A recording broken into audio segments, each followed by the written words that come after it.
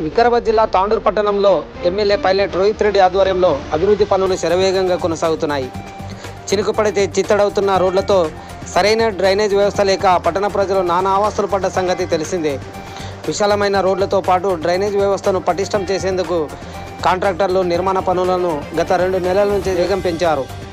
అదేవిధంగా పట్టణంలో రోడ్డు ప్రమాదాల నివారణ కోసం అధికారులు యూటర్నులను నిర్మిస్తున్నారు.